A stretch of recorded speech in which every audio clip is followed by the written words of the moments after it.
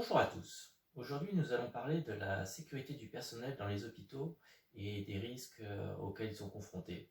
Donc, on pense avant tout, dans ces cas-là, aux risques biologiques, par la contamination avec des virus ou des bactéries.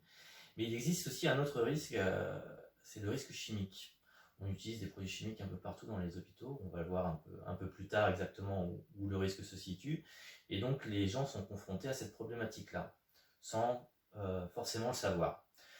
Donc le risque chimique dans les hôpitaux va se décliner sous différentes formes. Donc il va y avoir le risque d'inhalation de produits chimiques, qui peut entraîner à court, moyen ou long terme des séquelles irréversibles ou des problématiques des maladies chroniques.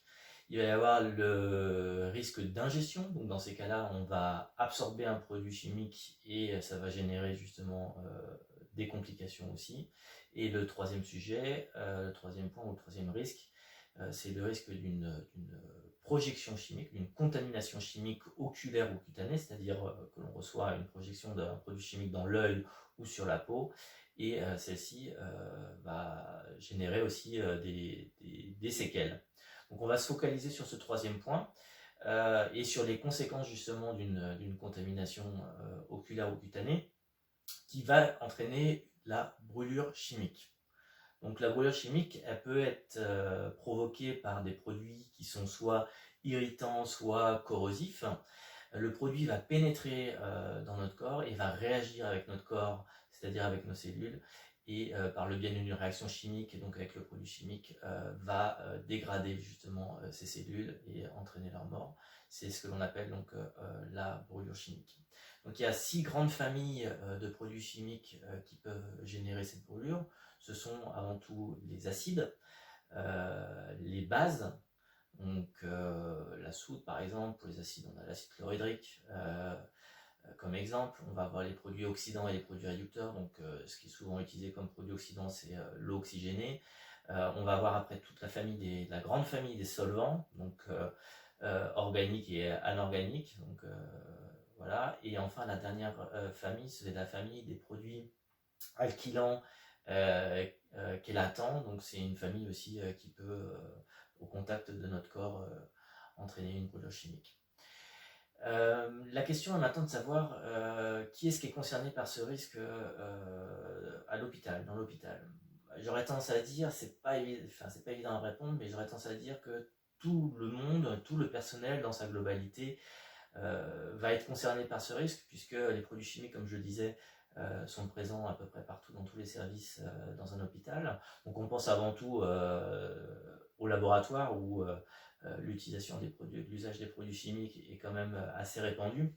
Donc dans un hôpital, les laboratoires vont être orientés sur justement tout ce qui est analyse médicale, microbiologie, anatomopathologie. Ce sont des services donc, dans lesquels les gens travaillent régulièrement, voire tous les jours avec des produits chimiques. Et ces produits chimiques peuvent donc générer de la brûlure chimique.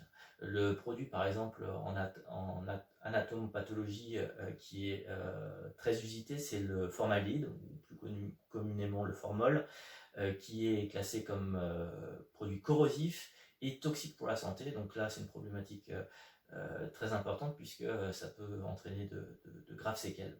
Ensuite, il y a tout le personnel soignant dans sa globalité qui va être concerné par cette thématique-là, puisqu'ils utilisent des produits désinfectants, donc que ce soit pour du matériel ou pour nettoyer des surfaces, etc.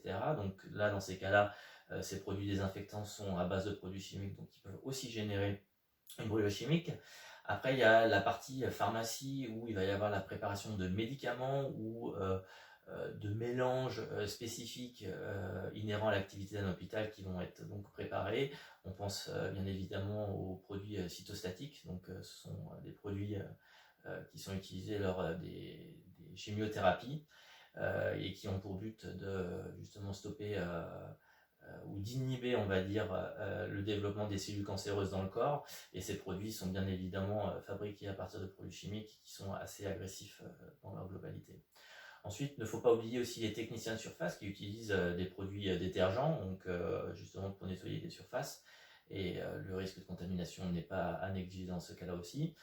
Les techniciens de maintenance qui vont effectuer toutes les réparations, et pour cela ils vont utiliser de la peinture, des solvants, des colles, des pâtes de décapage, tous ces produits qui sont souvent des produits on va dire, qui sont utilisés en grande quantité, peuvent générer aussi de graves séquelles.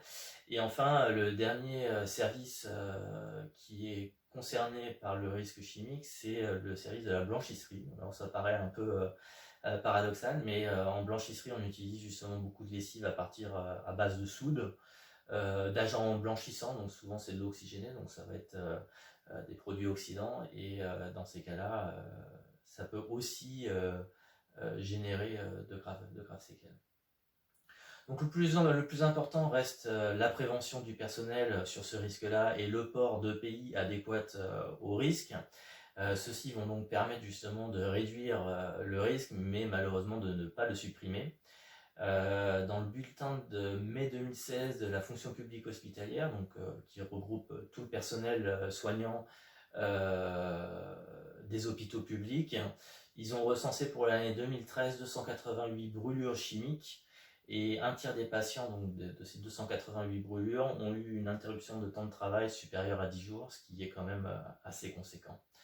D'où l'importance d'avoir une solution de décontamination polyvalente qui va stopper l'agressivité de tous ces produits chimiques, et ce qui nous permettra donc d'augmenter la sécurité de votre personnel.